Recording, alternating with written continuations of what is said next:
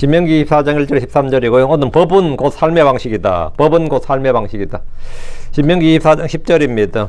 지난 시간에도 생활규례다 했는데 모세율법이 이 삶의 방식 생활규례다 이 말이죠. 10절입니다. 같이 읽습니다. 내가 내 형제에게 무엇을 구워줄 때 너는 그의 집에 들어가서 담보물을 취하지 말라. 취하지 말지니라 이거죠. 일상생활에 관한 법이죠. 일상생활에 관한 법입니다. 주님께서 법을 주셨는데 그 법은 어떻게 하냐. 하나님께서 우리가 일상에서 하나님을 어떻게 섬기고 하나님을 어떻게 대해야 되는지, 이웃을 어떻게 대해야 되는지, 내 개인은 또 어떻게 살아야 되는지, 여기서 한번 삶의 방식을 규정하는 것이다. 법은 어떤 굉장히 무거운 어떤 무엇이 아니고 우리의 일상의 삶의 방식을 규정하는 것이다. 기도합시다. 위대하시고 거룩한 주 하나님 감사합니다. 하나님께서 이 시간 은혜 주셔서 주의 영을 충만케 하시고 또 하나님의 말씀을 선포할 때 주의 기름 부음이 차고 넘치게 해주시며 또 위로부터 지혜와 계시를 주셔서 말씀을 잘 듣고 또 잘 믿고 잘 깨닫고 또 잘 받아서 마음에 간직하도록 해주시옵소서. 이 주의 첫날 아침에 말씀을 듣는 모든 혼들을 복 주시고 또 말씀을 들을 때 기쁨과 또 주의 평안이 넘치게 해 주시옵소서. 무엇보다도 주의 법이 저희 삶의 이 가치관이 되고 삶의 방식이 되고 이 생활의 이 원칙이 될 수 있도록 해주셔서 저희가 이 법을 따라 살 수 있는 그런 성도를 되도록 인도해 주시옵소서. 아버지 하나님, 저희가 법에 대해서 많이 오해하는 부분이 있습니다. 그래서 주님께서 은혜 주셔서 저희가 이 땅에서 하나님의 시민으로서 또 하나님의 가족으로서 또 하나님의 아들들로서 하나님의 법을 따라 사는 성도들 되도록 인도해 주시길 간구합니다. 감사드립니다. 주의 성기도합니다. 아멘. 오늘 공부할 말씀은 신명기 24장으로 크게 두 부분으로 지금 나뉩니다. 1절부터 6절은 가정과 혼인에 관한 법이고요. 그 남녀의 이혼과 재혼 그리고 신혼의 특권입니다. 7절부터 13절은 사회 경제적 약자 보호에 관한 법으로 인신매매 금지, 납연관리, 담보물의 공정한 처리에 관한 내용입니다. 이 장은 이스라엘의 공동체의 미세한 일상이 하나님 왕국에서 원리를 어떻게 반영해야 하는지를 잘 보여줍니다. 신명기 24장은 이스라엘 백성이 가나안 땅에 정착하여 일상생활을 영위할 때 적용해야 될 구체적인 규례들을 제시합니다. 하나님의 백성은 하나님 주신 땅에서 하나의 법을 이웃과 형제를 하나의 법을 이웃과 형제들 사이에서 우리 일상에서 어떻게 적용하고 실천해야 되는가입니다. 하나님 주신 법은 그들에게 주신 무거운 속박이나 멍이나 짐이 아니라 거짓 없는 믿음에서 나오는 사랑입니다. 모든 율법은 사랑으로 성취됩니다. 이웃 사랑은 왕가의 법입니다. 이웃 사랑은 하나님의 사랑과 더불어 주님께서 말씀하신 가장 큰 명령입니다. 야고보서 2장 8절 9절에 만일 너희가 성경 기록에 따라 너는 내 이웃을 내 자신까지 사랑하라 하신 왕가의 법을 성취하면 너희가 잘하느니라. 그러니까 너는 내 이웃을 내 자신까지 사랑하라. 이게 뭐 왕가의 법이다.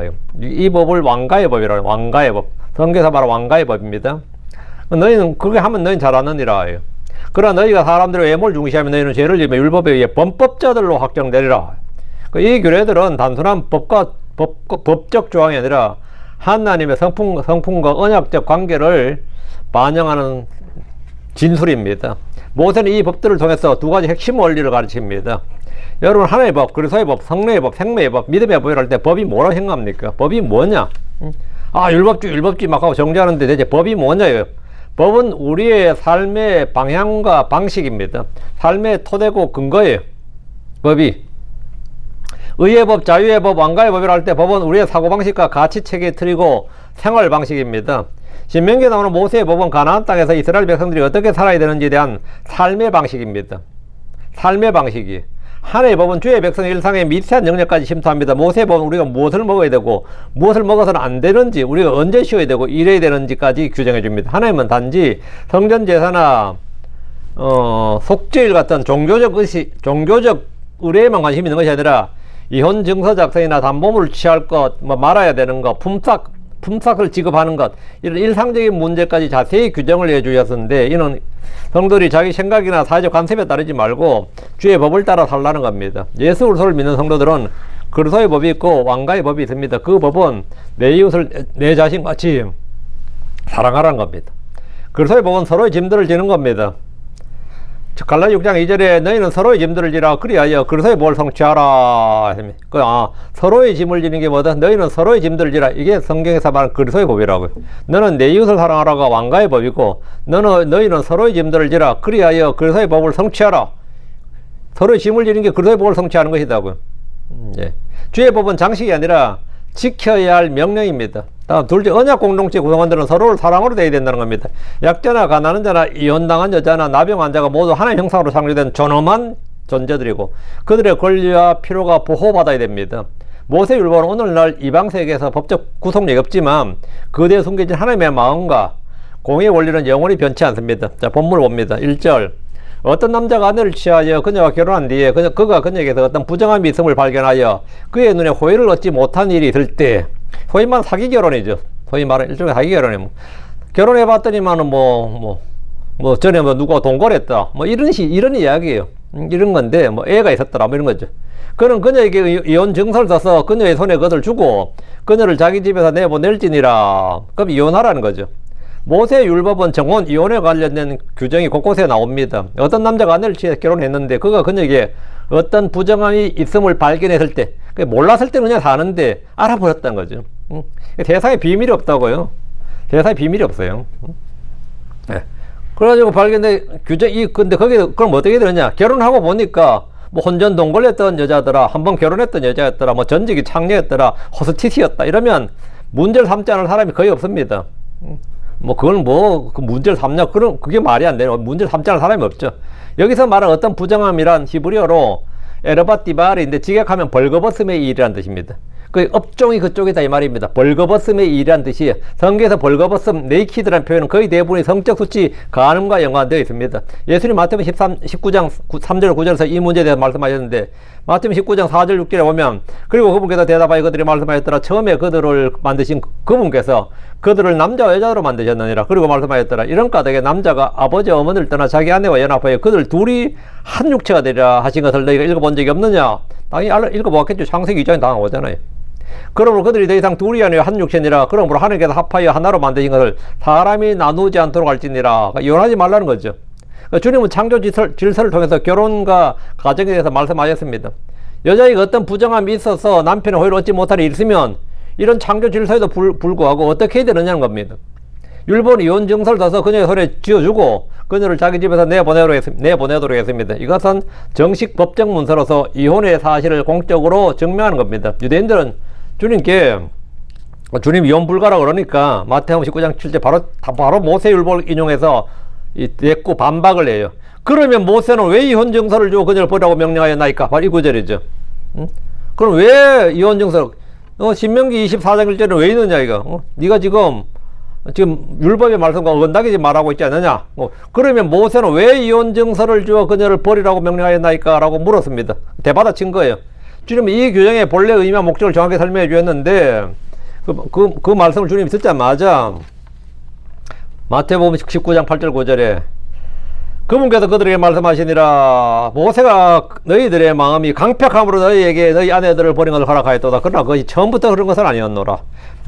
율법의 본래 취지와 목적은 그게 아니었다. 원래는 그게 아니었다고. 그러나 내가 너희에게 말하노니 누구든지 그것이 음행으로 인한 것 이외에 자기 아내를 버리고 다른 여자와 결혼한 자는 가늠한 것이니라. 또 누구든지 버림받은 여자와 결혼한 자는 가늠한 것이니라.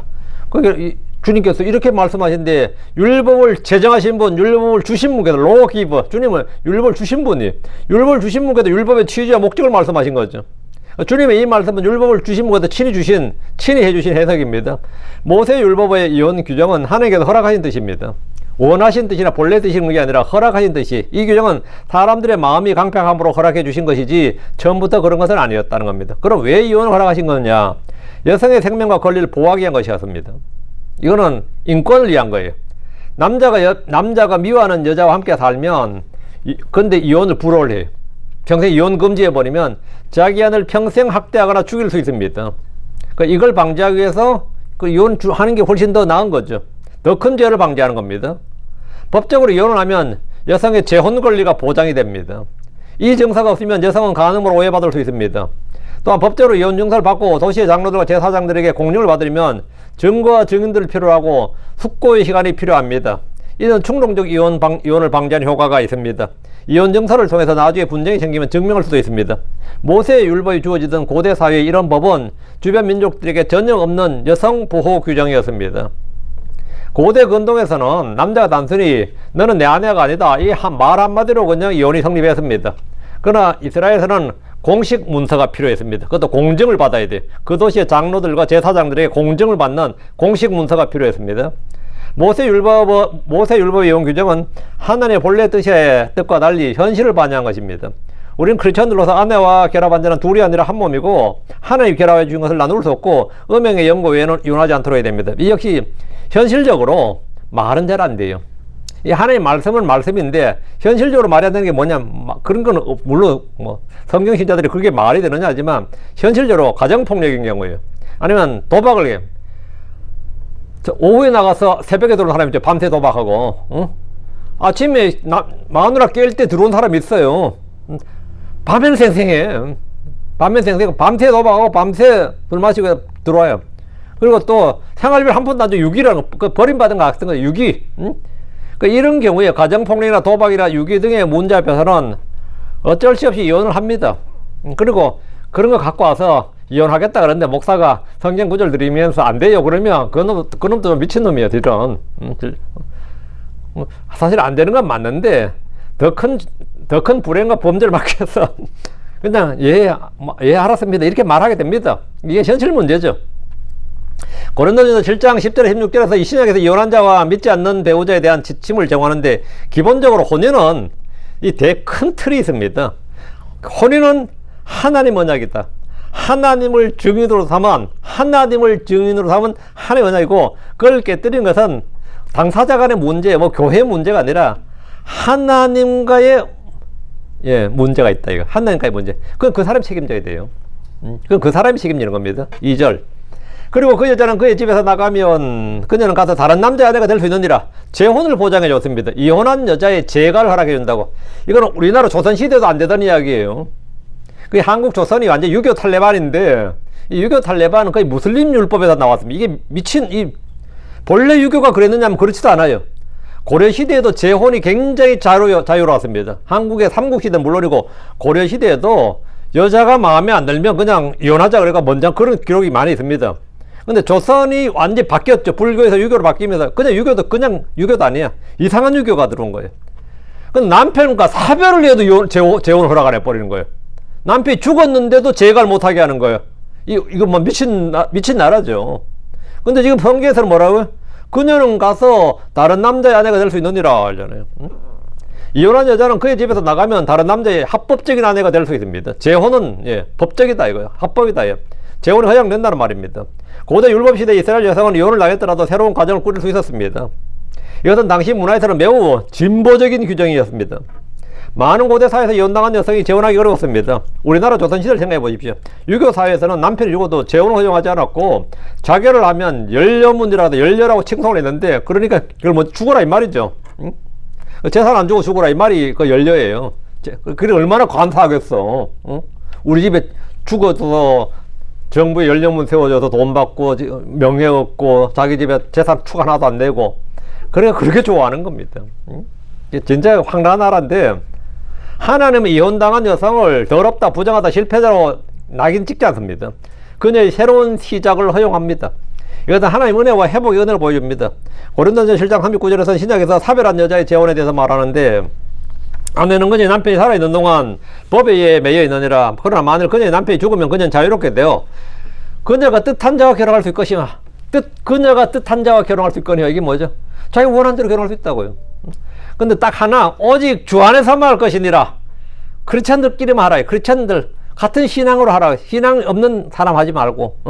재혼은 주 안에서만 하도록 허용이 됩니다. 3절. 근데 만일 나중에 남편도 그녀를 미워하여 그녀에게 이혼 증서를 써서 그녀의 손에 그것을 주고 그녀를 자기 집에서 내보냈거나 혹은 그녀를 자신의 아내로 취한 나중에 남편이 죽었으면 이게 한 번 이혼하고 또 한 번 이혼하고 다 재혼인데 보통 재혼을 하면 말이죠. 한 번은 실패했지만 두 번째 성공한다가 아닙니다. 한 번 실패한 사람 두 번째 실패하고 두 번 실패한 세 번째 실패하고 갈수록 더 쉽게 헤어집니다. 그 신약에서 네게 5 남편이 있었느니라가 그 여자가 미친 여자라서 5 남편이 있었던 게 아니에요. 응? 한 번 깨집 첫 번째 이혼이 어렵지 두 번, 세 번, 네 번째는 별거 아닙니다. 그러다 보니까 5 남편, 6 남편도 가능한 거죠. 그런데 만일 나중에 남편도 그걸 미워하여 한데 이건 남자 입장도 마찬가지입니다. 그렇게 그렇게 재혼을 했으면 별로 그렇게 막 크게 매질 않아요. 그러니까 그건 또 이혼하는 거죠. 뭐 쥐도 한번 쫓겨났던 여자인데 이렇게 되기 때문에 이게 인생이 기구해져요. 이게 2절, 3절은 제 현실이죠. 근데 만일 나중에 남편도 재혼했는데 그 남편도 그녀를 미워한다 이거예요. 인생 꼬인 거지. 그녀에게 이혼 증서를 써서 그녀의 손에 그것을 쥐어주고 그것을 주고 그녀를 자기 집에 내보냈거나 혹은 그녀를 자신의 아내로 취한 나중에 남편이 죽었으면, 근데 이것도 마찬가지죠. 재혼이 한번 이혼을 당한 여자가 재혼하기가 쉽지가 않다, 실제로. 이스라엘 사람들도, 이스라엘 사회가 그 시대에 쉽지 않으니까 주로 누구하고 재혼하냐? 나이 많은 남자 재혼한 거죠. 그러니까 어떻게 되겠죠? 남자가 먼저 죽지. 보통. 그럼 보통 행제했다 그래, 요즘은. 근데 그 당시는 그러지 않아요. 요즘 돈 많은 놈하고 결혼해서 남자 먼저 죽으면 성공한 거지. 근데 지금 여기서는 그녀를 자신의 아내로 취한 나중에 남편이 죽었으면 하는데, 이것도 현실을 잘 반영하는 거예요. 응? 여자가 이혼을 당하고 다른 남자 재혼을 했음에도 또 그와 같은 일이 반복되는 경우가 있습니다. 초혼에 실패한 사람은 재혼해서 잘 사는 경우가 그리 많지 않습니다. 그러니까 근데 지금 사는 놈 별 마음에 안 든다고 다시 한번 해보자 하면 성공 가능성이 없어요. 그냥 살아. 웬만하면 그냥 살아. 응? 근데 만일 나중에 남편도 그녀를 미워하여, 인생의 많은 일들은 원치 않아도 반복됩니다. 재혼을 했는데도 두 번째 남편도 그녀를 미워하여 연정서를 써서 주고 그녀의 손에 그것을 주고 집에 내보내면 두 번이나 이혼한 여자가 됩니다. 이거 좀 황당한 거죠.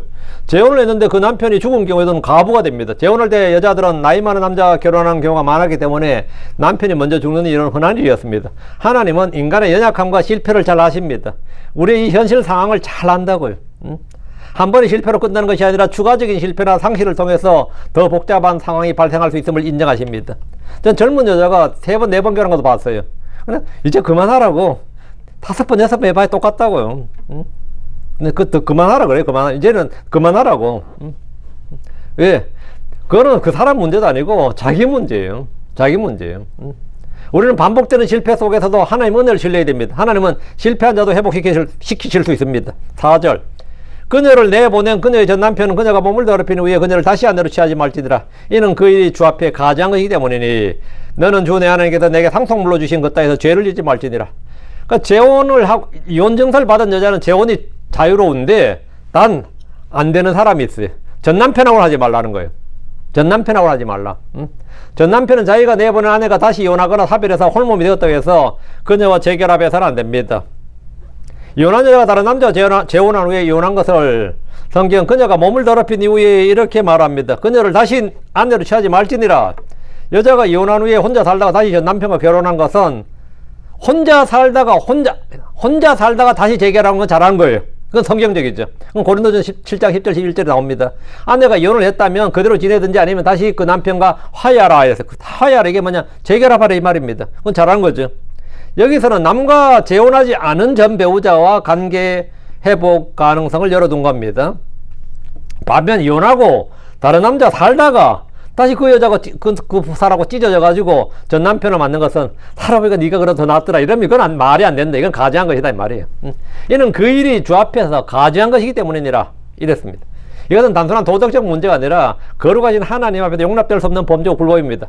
그럼 이성적으로 행할 때 그게 뭐 그렇게 큰 죄냐 이런 생각할 수 있죠. 뭐 그놈하고 사나 딴 놈하고 사나 뭐 그렇게 큰 문제냐 싶을 수 있는데 이게 시에 관한 겁니다. 하나님께서 이 메시아에 관한 예언이 이스라엘 내에 있었기 때문에 이 시에 관한 규정으로 이걸 규정을 해놓은 거예요.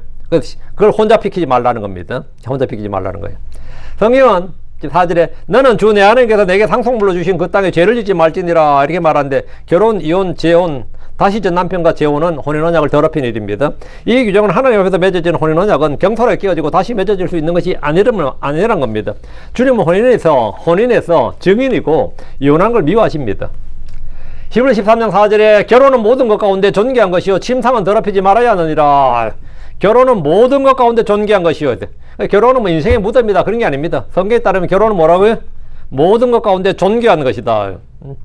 모든 것 가운데 존귀한 것이다. 우리는 혼인을 경솔하게 여기지 말고 하나님 언약을 존중해야 됩니다. 재혼을 고려할 때는 신중한 판단이 필요합니다. 결혼과 이혼, 재혼을 마음대로 하는 것은 그 땅에 죄를 짓는 일이라고 하는데 이는 주께서 그 일을 음행으로 본다는 뜻입니다. 근데 현실적으로 크리스천들 이 교회 내에서 진짜 이혼이 특히 미국 교회, 미국의 뭐 교포교회 너무 말할 필요 없고, 미국 현지에도 제가 아는 훌륭한 목사들 중에서 이혼하는 목사가 드물어요. 예, 미국의 목사들이. 이혼은 뭐 거의 옵션이야, 거의 보면. 거의 뭐, 뭔 놈 이혼을 그렇게, 하는지. 근데 이 시대에 그런데, 그런 사람들이 이런 설교 할 수 있는지 나는 그건 궁금해요. 5절입니다. 어떤 남자가 새 아내를 맞이하였으면 그는 전쟁에 나가지 말 것이요 어떤 일도 부과되지 않을 것이요 다만 그는 한 해 동안 집에서 자유롭게 지내며 자기가 맞이한 자기 아내를 즐겁게 할지니라. 신혼의 뭐 특권이죠. 결혼한 새 신랑은 신부를 두고 전쟁에 나가지 않아도 됩니다. 병역 면제예요. 당시 이스라엘은 잦은 전쟁이 쌓였지만 신혼부부의 남자는 전쟁에서 면제되었습니다. 그는 전쟁에 나가지 말 것이요. 이것은 주님이 새 신랑에게 주는 특권이고 은혜입니다. 어떤 일도 부과되지 않을 것이요 했는데 이 말은 징집 면제뿐만 아니라 노역 면제, 공역, 세금이 다 면제되는 겁니다. 기한은 계속이 아니죠. 1년이야. 이혼 후 1년, 혼인 후 1년입니다. 새 신랑의 의무는 자기가 맞이한 자기 아내를 즐겁게 하는 겁니다. 이는 가정의 소중함과 부부의 애정과 결속이 군역, 국가에 대한 의무와 충성보다 더 우선한다는 놀라운 진리를 보여주는 겁니다. 성경은 왕이나 국가, 조직을 위해 개인의 삶을 무한정 희생하도록 강요하지 않습니다. 개인의 권리가 엄청나게 중요한 겁니다. 엄청나게 중요한 겁니다. 하나님 가정의 기초가 튼튼하게 세워지기를 원하십니다. 에베소 5장 28절 29절에서 성경은 이와 같이 남자들도 반드시 그들의 아내들을 그들의 몸같이 자기 몸같이 사랑해야 하느니라. 자기 아내를 사랑하는 자는 자기 자신을 사랑하느니라. 자기 아내를 사랑하는 자는 자기 자신을 사랑하느니라. 이는 지금까지 아무도 자기 자신의 육체를 미워한 적이 없고 오히려 그것을 양육하고 소중히 여기기를 마치 주께서 교회에게 하신 같이 하기 때문이라. 골로새서 3장 19절에도 남편들아 너희 아내들을 사랑하고 그들을 대적하여 모질게 대하지 말라. 남편들아 너희 아내들을 사랑하고 너희 자신의 아내를 사랑하고 남의 아내 사랑할 필요 없습니다. 자기 아내를 사랑해야 돼요. 자기 아내를. 예. 신혼부부는 가정을 세우는데 시간을 투자해야 됩니다. 직장과 사역도 중요하지만 가정의 기초가 무너지면 모든 것이 무너집니다. 그러니까 1년 동안 부부관계의 기초를 단단히 놓으라 이 말이죠. 6절입니다. 아무도 맷돌의 윗짝이나 아랫짝을 담보로 취하지 말지니라. 이는 그가 한 사람의 생명을 담보로 취하는 것이기 때문이니라. 예. 맷돌은 곡식을 갈아 가루로 만드는 도구로 고대 가정의 필수품이었습니다. 윗짝과 아랫짝이 쌍으로 작동을 합니다. 맷돌에 밀이나 보리를 갈아서 빵을 만듭니다. 밭에서 나는 곡물은 다 맷돌에 가는 거죠. 맷돌 없으면 아무것도 못하는 거죠. 고대 농경국가인 이스라엘에서 맷돌은 음식을 만드는 데 필수품이었습니다. 밭에서 나는 대부분의 곡물을 요리하려면 맷돌로 갈아서 가루로 만들어야 됩니다. 그렇지 않는 건 뭐 포도 같은 거에 맷돌이 안 갈겠지만 뭐 과일은 안 갈겠지만 나머지 곡물은 밀이나 보리나 콩이나 뭐 렌털이나 뭐든지 다 맷돌을 거쳐야 되는 거죠. 맷돌을 안 거쳐가지고는 요리 자체가 안 되는 거니까 그 맷돌로 갈아서 가루를 만들어야 되는데 맷돌을 담보로 잡아버리면 음식을 만들 도구를 빼앗아 버리는 겁니다. 그래서 이는 그가 한 사람의 생명을 담보로 취하는 것이기 때문이니라. 한 사람의 생명을 담보 취하는 것이다. 그 맷돌을 담보로 잡는 것은 그 사람의 생계를 위협하는 겁니다. 음식을 준비할 수 없으면 생존 자체가 위협받습니다. 채권자의 권리도 중요하지만 채무자의 생존권이 더 중요하다는 겁니다. 우리는 형제나 이웃의 어려움과 고난을 볼 때 돕고자 하는 마음, 불쌍히 여기는 마음을 가져야 됩니다. 야고보서 2장 15, 16절에 많은 어떤 형제나 어떤 자매가 헐벗고 일용할 양식이 궁핍한데 너희 중에 하나가 그들의 말하길 평안히 떠나라. 너희는 따뜻하게 하고 배부르게 하라. 그럼에도 불구하고 너희가 그들에게 몸에 필요한 것들을 주지 않으면 그것이 무슨 유익을 주겠느냐. 필요를 공급하라고요. 필요를 공급하라고. 요한일서 3장 17절에도 그러나 누구든지 이 세상에 좋은 것을 가지고 있으면서 자기 형제가 궁핍한 것을 보고 그로부터 불쌍히 여기는 심정을 닫으면 어찌 하나님의 사랑이 그 사람 속에 거하겠느냐. 맷돌을 담보로 잡는 일은 이런 주의 말씀과 정면으로 위배되는 일입니다. 7절 만일 어떤 사람이 그의 형제 곧 이스라엘의 자손들 중 한 쌀을 훔쳐다가 그를 상포로 만들거나 그를 판 것이 발견되거든 그때 그 도둑을 죽일지니라. 인신매매죠 이거는. 그래야 너는 너희 가운데서 악을 제거할지니라. 이 구절은 인신매매에 대한 금지 명령입니다. 이스라엘은 모두 아브라함의 자손들로 형제입니다. 혈통보다 더 중요한 것은 그들은 다 신앙 공동체란 겁니다. 그들은 자기 형제들 중 한 사람 훔쳐다가 그를 종이나 노예로 팔아서는 안 됩니다. 세상에서 가장 남는 장사가 사람 장사란 말이 있습니다. 여러분이 생각할 때 뭐 우리가 흑인 노예 그러죠. 본래 노예는 백인 노예입니다. 우리 노예라는 영어 단어가 슬레이브죠. 슬레이브는 슬라브족에서 나온 겁니다. 슬라브족이 어디죠? 러시아죠. 러시아 위에 거의 다 슬라브족이에요. 그 슬라브족이 슬라브족 잡아다가 그게 노예로 삼아서 그게 노예란 뜻이 된 거예요. 그 백인 노예였어요. 예전에는 흑인 훨씬 더 뭐죠? 문명이 발달했지. 이집트 문명이 훨씬 더 발달했고 저쪽 훨씬 더 미개했지. 그 걔들 잡아가지고 했는데 백인 노예가 값이 나갔어요. 그리고 중세까지만 해도 백인들은 별거 아니었습니다. 중세까지만 해도. 진짜 이 백인들이 지금처럼 활개친 것은 얼마 되지 않아요. 인류 역사, 우리가 6천년 역사에서 백인들이 이 세상의 주류가 된 것은 여러 몇천 년 된 게 아닙니다. 몇백 년밖에 안 됩니다. 몇백 년밖에 안 돼요. 그 전에 이슬람 문화는 말이죠. 중동 이슬람 문화는 지중해권 문화들은 훨씬, 물론 뭐 로마가 펄펄 날았으니까 이제 뭐 하겠지만 백인이 진짜 주류된 건 얼마 안 됩니다. 슬라브족이라는, 여러분 슬레이브가 어디서 나왔는지 생각나요? 슬라브족에서, 슬라브족 잡아서 노예 삼아서 그게 슬레이브, 노예입니다. 그게. 그 슬라브족 하면 그게 노예란 뜻이었어요. 그러니까 왜 러시아 사람들이 지금도 그게 있는지 알겠죠? 그 전투적이고 호전적이냐? 그건 당연한 것입니다. 역사적으로 그래, 역사적으로. 그들이 워낙 그걸 많이 당했던 거죠. 예전 맨날 잡혀가고 그랬단 말이죠. 그러니까 이 지구촌 곳곳에서 사람을 잡아다 파는 거는 고대로부터 이게 너무나 성행했는데 왜 가장 남는 장사였다 이거죠. 인신매매 전쟁이 아니더라도 일상에서 이런 일은 흔했습니다. 제가 어릴 때만 해도 애들이 납치되는 일이 허다했어요. 그래서 학교 가면 자주 경고, 선생님들이 자주 모르는 사람 따라가지 마라, 뭐 사탕주대 따라가지 마라, 손잡히지 마라, 뭐 봉고차 옆에 오면 도망치라, 이런 거 많이 했습니다. 교육 많이 받았어요. 왜? 실제로 많이 잡혀갔습니다. 사람을 잡아다 파는 인신매매범들이 70년대까지도, 한국 70년대까지도 성행했었어요. 곳곳에서 활개를 쳤다고요. 지금도 지구촌 곳곳에서 인신매매가 벌어지고 있습니다. 지금은 장기 밀매를 위한 인신매매 범죄가 많습니다. 성경은 사람을 사고 파는 도둑을 죽이라 그럽니다. 죽이라. 그 도둑을 죽일지니라. 그 도둑을 죽일지니라. 이건 배상으로 될 이야기가 아니다 이거죠. 반드시 사형에 처하라고요. 인신매매는 사형에 해당하는 중죄입니다. 출애굽기 21장 16절에 그리고 사람을 훔쳐서 팔거나 만일 자기 손에 둔 자는 반드시 사형에 처해야 할지니라. 반드시 사형에 처해라고. 이런 법은 전 세계 모든 나라가 실행해야 될 중요한 법입니다. 하나님 형상으로 지음받은 사람을 물건처럼 취급하는 것은 하나님을 모독하는 겁니다. 신약에서 율법이 만들어진 목적을 말하면서 사람을 납치하는 자들을 위해 이랬어요. 사람을 납치하는 자들을 위해. 디모데 1장 10절에 사람을 납치한다. 사람을 납치한 자들을 다 만들어졌다고 합니다. 8절입니다.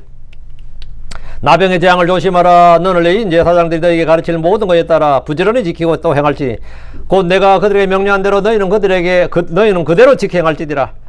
내가 그들에게 명령한 대로 너희는 그대로, 주님께서 명령하신 대로 그대로 지켜 행하라고. 나병 거의 전 지역에서 전 세대에게 재앙이었습니다. 여기서 나병이란 말은 다양한 피부 질환까지 포함합니다. 해가 뜨겁고 먼지가 많았던 가나안 땅에서 피부 질환이 많았던 것은 자연스러운 일입니다. 그래서 그들은 손발을 씻고 그릇을 잘 씻고 철저히 뭐든지 분리를 했습니다. 그래서 정결례가 발달했습니다. 레위인 제사장들이 가르칠 모든 것에 따라 부지런히 지키고 행하라는 것은 레위기 13장 14장에 대한 규정이 있는데 이걸 잘 지키라고요. 지금 곧 내가 그들에게 명령한 대로 너희는 그대로 지켜 행할지니라. 이 규정은 공중보건의 위생의 중요성을 강조하는 겁니다. 또한 나병 환자를 격리하되 그들을 완전히 버리지 않는 하나님의 자비를 보여줍니다. 주님은 나병 환자들을 고쳐주셨습니다. 9절에 보면 주 내 하나님께서 너희가 이집트에서 나온 뒤에 길에서 미리암에게 행하신 일을 기억할지니라. 미리암이 나병에 걸렸었죠. 모세의 누이 미리암이 나병에 걸렸습니다. 근데 주님이 미리암을 고쳐줬단 말이죠. 미리암을 기억하라 이거예요. 미리암은 모세의 누이로서 여자 예언자였습니다. 그런 미리암이 모세를 비방하다가 나병에 걸렸습니다. 그러나 모세는 그녀를 정죄하지 않았고 주 앞에서 치유를 위해 중보기도 했습니다. 나병 환자를 향한 모세의 마음, 모세의 그 태도, 자세는 죄인들 향한 우리 주 예수의 모습을 보여주는 겁니다. 주께서 미리암에게 행하신 일을 기억하라는 것은 하나님의 치유를 기억하라는 겁니다. 긍휼을 베풀고 불쌍히 여기라는 겁니다. 미리암의 사례는 경고이자 소망입니다. 야고보서 5장 15, 16절에 그리고 믿음의 기도는 병든 자를 구원하리라. 그리하면 주께서 그를 일으키시라. 그리고 만일 그가 그 죄들을 범하였을지라도 그가 그것들을 용서받으리라. 너희의 잘못들을 서로 고백하고 서로를 위해 기도하라. 그리하면 너희가 치유되리라. 의로운 자의 효력이고 뜨거운 기도는 효력이 많으니라. 우린 병자들을 위해서 기도해야 됩니다. 내 자신의 병뿐만 아니라 가족의 질병이나 뭐 친구뿐만 아니라 우린 병자들을 위해서 기도해야 돼요. 나병은 천정이라 불렸지만 주님은 많은 나병 환자들을 고치셨습니다. 이방인이었던 나만도 엘리사 앞에 왔을 때 그의 나병이 치유받았습니다. 왜? 믿었기 때문입니다. 믿었기 때문이에요. 10절입니다. 내가 내 형제에게 어떤 것을 구워줄 때 너는 그의 집에 들어가 담보물을 취하지 말지니라. 이스라엘에서 형제들 간에 돈을 빌려줄 때 일단 이자를 받지 못합니다. 무이자예요. 그리고 또 한 가지는 담보물을 강제로 취하지 말라예요. 담보물을 강제로 취하지 말라는 겁니다. 그 사람이 담보를 주면 제공해주면 갔는데 강제로 취하지는 말아야 된다는 거죠. 채권자는 항상 빌려주는 것에 상하는 담보물을 원합니다. 만약 돈을 돌려받지 못할 때 손해가 나지 않도록 더 많은 담보물을 잡습니다. 한국 은행들을 보면 대부분 은행은 돈을 빌려줄 때 140%를 원합니다. 담보물을 140%. 그 내가 100만 원을 빌려준다, 100달러를 빌려준다면 140%어치 담보를 원해요. 그 말은 뭐냐면 실물의 가치를 40% 이상 깎아버린다는 뜻입니다. 그 내가 10억짜리 아파트가 있는데 돈을 10억을 빌릴 수 있느냐? 절대 뭐 6억 정도밖에 못 빌린다 이 말입니다. 그거는 왜? 위험 부담 때문이죠, 항상. 위험 부담 때문에 당연히 그렇게 한다. 근데 성경은 이자도 받지 말라, 담보물 강제로 취하지 말라고 하면 이스라엘은 채무자 천국이 될 겁니다. 다 돈 빌리지 뭐 그러면. 나도 이자 안 주는 돈이라면 나도 빌리겠다. 이자가 안 나가는데 안 그렇겠어요? 그 자체가 돈 버는 거지. 그럼 채무자 천국이 되는 겁니다. 그것도 담보까지 강제로 집행을 못하면 어떻게 되는 거예요? 사람의 선의를 믿고 돈을 빌려줄 바보는 없습니다. 그만큼 바보가 없어요. 그럼 어떻게 하는 것이냐? 어떻게 하는 것입니까? 가난한 자에게 빌려줄 때는 돌려받을 생각을 하지 말라고 주라는 겁니다. 자비를 베풀라는 말입니다. 이것은 주께 빌려드린 겁니다. 빌려준 것을 받지 못하더라도 그럼 나만 미친 등신 되느냐? 나만 손해보느냐? 아닙니다. 주님이 갚아주십니다. 누가복음 6장 34절 35절 그리고 만약 너희가 어떤 자들에게 받기를 바라며 빌려주면 너희가 무슨 감사를 받겠느냐? 이는 죄인들도 죄인들의 준 만큼 다시 받으려고 빌려주느니라. 그러나 너희는 너희 원수들을 사랑하라. 그리고 선을 행하라. 아무것도 바라지 말고 빌려주라. 아무것도 바라지 말고 빌려주라. 그래야면 너희 보상이 클 것이요 또 너희가 가장 높으시니 아이들이 되리라. 이는 그분께서 감사하지 않은 자와 악한 자에게 친절하심이니라. 마태복음 7장 12절에서도 그로 무엇이든지 사람들이 너에게 해주길 바라는 모든 것을 너희도 그들에게 그대로 하라. 이것이 율법이요 연자들이기 때문이다. 11절입니다. 너는 밖에 서 있을 것이요. 강제로 들어와서 물건 가져오지 말라는 거야. 담보를 내가 막 책정해서 이건 내가 담보다 하면서 가져가지 말라는 거죠. 너는 밖에 서 있을 것이요. 가책 침입하지 말라는 겁니다. 내가 빌려준 그 사람이 그 담보물을 가지고 밖으로 나와 내게로 가져오리라. 그 사람이 내놓는 걸 가져오라는 거, 취하라는 거죠. 채무자는 채권자가 집에 들어와 담보물을 취해가도록 하지 말고 그는 밖에 두고 필요한 담보물을 가져와서 줘야 됩니다. 담보물을 내놓는 것은 자신이 성실하게 돈을 갚겠다는 의지를 보여주는 겁니다. 담보물을 왜 제공하느냐? 내가 돈을 갚겠습니다는 뜻이에요. 성경은 채무자에게 주도권을 주고 자신이 어떤 물건을 담보로 줄지 선택할 수 있습니다. 12절 그리고 만일 그 사람이 가난하거든 너는 그의 담보물을 가진 채 잠을 자지 말지니라. 근데 담보물을 가져오긴 했는데 그 사람이 너무 가난하다 이 말이죠. 빌린 사람이 가난하면 그를 향해서는 그의 담보물을 취할 때 좀 더 주의가 필요합니다. 가난은 죄도 아니고 부끄러운 일도 아니지만 그렇다고 가난이 벼슬도 아니고 자랑할 것도 아닙니다. 가난이 죄가 아닌 걸 확실하죠. 가난이 죄는 아니에요. 불편하지. 그렇다고 가난이 자랑이냐? 그건 아닙니다. 가난은 절대 자랑도 아니고 벼슬도 아니에요. 부자가 그러면 죄냐? 당연히 부자는 죄가 아닙니다. 막 부자를 저주하고 욕하고 막 하는 사람들이 굉장히 많은데 진짜 부자 되고 싶어도 하다 못된 거잖아 사실은. 지금 부자 안 되고 싶어? 아니죠. 진짜 부자 되고 싶었어. 지 자식도 부자 되게 만들고 싶고. 근데 지는 그렇게 못했는데 다른 부자들을 욕할 필요는 전혀 없는 거죠. 근데 욕을 해. 그걸 같이 나눠 먹자. 더불어 사는 사회다 그러고 뭐 더불어 사는 세상이라 그러는데 그만큼 한심한 인간들이 없어요. 실제로. 근데 그 가난해서 돈을 빌렸는데 있는 재산마저 담보물로 잡혀버리면 생활은 더 궁핍해지는 거죠. 살려고 돈 빌렸는데 담보물 뺏겨버리면 빌린 의미가 없어지잖아요. 그리고 생존 자체가 불가능할 수도 있습니다. 그래서 너는 그의 담보물을 가지고 이제 잠을 자지 말지니라. 이 말은 가난자에게 취한 담보물을 빚을 돌려받을 때까지 갖고 있지 말고 좀 더 빨리 돌려주라는 겁니다. 특히 담보물 중에서 겉옷은 밤에 이불로 사용됩니다. 생필품을 담보물로 잡아버리면 그의 삶은 생존 위기를 맞습니다. 하나님 생존권을 최우선으로 보호하십니다. 생명을 살리는 것이 하나님의 일이에요. 그 생명을 죽이는 것이 마귀의 일이라고. 그 생명이라는 건 생존권인데 생존권을 최우선 두에 두라 그죠. 성도들이 형제들이 줄일 때 먹을 것을 주고 목말랐을 때 마실 것을 주고 나그네였을 때 받아주고 헐벗었을 때 옷을 주고 병들었을 때 찾아가고 감옥에 갇혔을 때 가보는 것, 이것이 주님께서 말씀하신 바 그것이 내게 행한 것이니라. 형제들에게 그렇게 한 것, 그게 내게 행한 것이라고 하셨습니다. 주님은 가난한 이웃에게 행한 일을 모두 자신에게 행한 것으로 인정하시고 그걸 의로 여기시고 보상해 주십니다. 그래서 마태복음 25장 39절에 진실로 내가 너에게 말하노라. 너희가 이들 내 형제들 중에서 가장 작은 자나에게 그것을 하였은즉 너희가 그것을 내게 한 것이니라 하십니다. 그건 내게 한 것이더라. 그럼 내게 한 것이니까 주님이 갚아주시겠죠? 그 주님이 갚아주신다고. 사실이 이러하다면 우리는 선을 향하고 긍휼을 베풀며 베풀 충분한 근거와 이유가 있고 동기부여를 받을 수 있습니다. 그럼 나는 꾸는 자가 되지 않고 베푸는 자가 되겠구나. 나는 도둑질하는 자가 되지 않고 열심히 내 손으로 손수일해서 나눠주는 자, 궁핍한 자에게 주는 자가 되어야 되겠구나. 이렇게 해야 하는 것, 그것이 뭐냐? 성경적인 노동관이죠. 우리가 우리가 왜 일을 하는가? 바로 이거죠. 베풀기 위해서, 섬기기 위해서, 나눠주기 위해서, 선을 행하기 위해서 그렇게 한다 이거죠. 그럼 그 사람이 뭐냐? 그 사람이 노동자가 아닙니다. 그때부터 그 사람은 사역자가 되는 겁니다. 내가 페인트를 하든지 가드닝을 하든지 뭐 배달을 하든지 그 사람은 뭐냐? 내가 이렇게 내 몸을 내 시간을 써서 일하는데 나 이거 가지고 가족 먹이고 선을 행하고 가난을 나눠주고 베풀고 나는 내 삶이 사역자야. 내 삶이 사역자고 내가 일하는 일터가 사역지야. 내가 일하는 일터가 사역지라고요. 그렇게 여러분이 어떤 생각을 가지고 일하느냐, 어떤 믿음을 가지고 일하느냐가 여러분이 바로 사역자들입니다. 여러분이 진정한 사역자들이에요. 앞에서 뭐 설교하고 선교하고 뭐 하는 게 사역자가 아닙니다. 하나님의 말씀을 믿고 행하는 자가 사역자예요. 그 사람이 진짜 사역자입니다. 보상도 그 사람이 받는 거고. 여러분 모두 다 하나님의 왕가의 제사장일 뿐만 아니라 하나님의 말씀의 일꾼이고 말씀의 사역자입니다. 자, 13절입니다. 어떤 경우에든지 너는 해가 질 때 그에게 그 담보물을 다시 돌려줄지니 이는 그가 자기 자신의 의복을 입고 자며 너를 축복하게 하려 함이라. 그리고 그것이 주 너희 하나님 앞에서 내게 의가 되리라. 이게 율법의 이 행위의 의지입니다. 가난한 자의 담보물을 해가 질 때 다시 돌려주라고 하십니다. 돈을 돌려받지 못하더라도 일몰 전에 반드시 돌려주라는 겁니다. 이는 그가 자기 자신의 의복을 입고 자며 너를 축복하게 하려 함이라. 이 사막기후의 특징이 뭐니까 밤에 춥다는 거죠. 낮에는 뜨거운데, 낮 같으면 밤에 뭐 필요 없을 것 같은데, 밤에 되면 기온이 확 내려가면서 굉장히 춥단 말이죠. 그냥 그 의복이 필요한 겁니다. 그래서 의복이 필요한데, 자기 전에, 일몰 전에 그걸 돌려주면, 그 사람이 자면서 있잖아. 참 감사하다. 감사하다. 이렇게 하는. 그게 뭐냐? 너를 축복하게 하려 함이니라. 가난한 자는 담보물을 돌려받고 그 옷을 입고 잘 때 채권자가 베푼 긍휼을 기억하고 축복하여야 됩니다.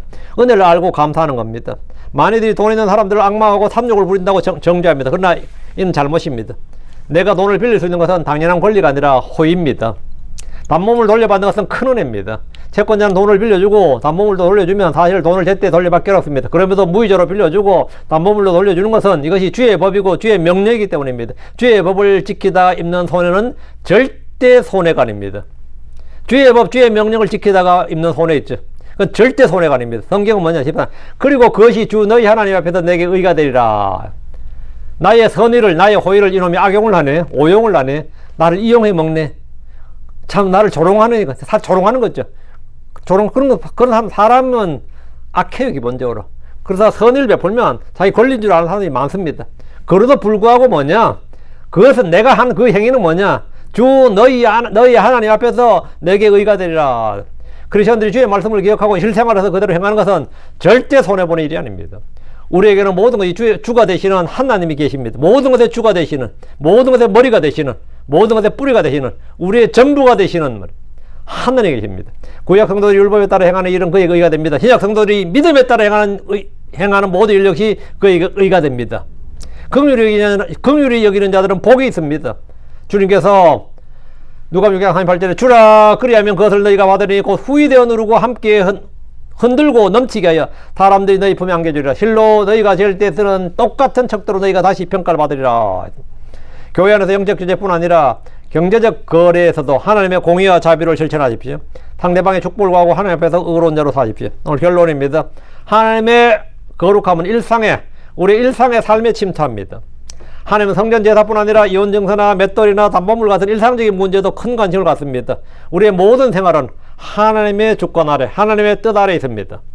약자와 소외된 자는 보호받아야 됩니다. 이혼당한 여성이나 가난, 채무자나 나병 환자나 노예가 된 이스라엘 사람들 모두 하나님의 보호를 받습니다. 하나님은 약자의 편에 섭니다. 인간의 존엄성은 절대적입니다. 사람은 하나님 형사로 창조되었기 때문에 어떤 교회도 물건처럼 취급되어서는 안 됩니다. 인신매매는 사형에 해당되는 죄이며 담보물 취할 때도 존중이 필요합니다.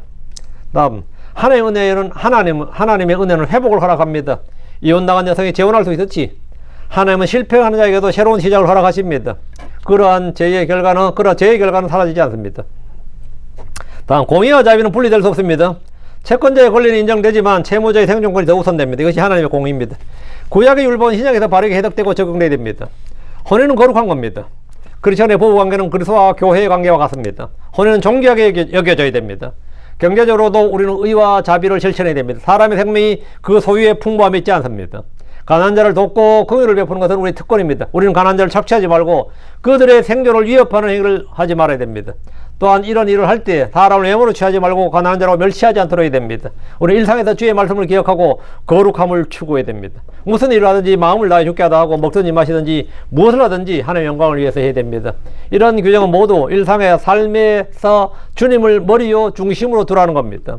주의 말씀을 나는 기준으로 한다. 이것이 내 삶의 방법이고 내 철학이고 내 가치관이다. 이 말씀이 내 생활의 먼저 내 삶의 규칙이고 내 생활의 원칙이고 내 삶의 가치관이다. 우리 일상의 모든 일을 하나님의 일을 위해서 하나님의 말씀을 따라 하나님을 위해서 하는 겁니다. 작은 일도 하나님의 영광을 위해 하십시오. 그러면 그 모든 일에 대해서 여러분이 또 존귀와 영광과 보상을 받습니다. 오늘까지입니다. 법은 뭐다? 삶의 방식이다. 하나님의 법은 하나님이 우리에게 요구하시는 삶의 방식이다. 우리의 삶의 가치관이다. 이 말입니다. 기도합시다.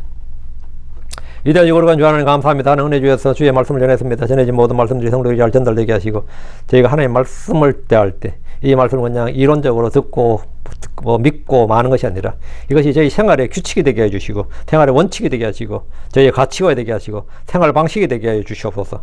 그리고 늘 저희가 의와 거룩함을 추구하는 성도를 되게 하시고 하나님의 뜻을 행하는 자가 되게 하시고 하나님을 기쁘시게 하는 자는 증거를 받기를 원합니다. 믿음의 좋은 평판을 받도록 해주시옵소서. 이 시간 말씀을 들은 모든 분들이 아멘으로 하답하고 아버지 기쁨으로 말씀을 받아서 마음에 잘 간직해서 이것이 참으로 30배, 60배, 100배 열매를 맺는 그런 말씀들이 되기를 원합니다. 전능하신 주 하나님, 전화 언제나 듣는 자가 모두 다 주 앞에서 어린 양들입니다.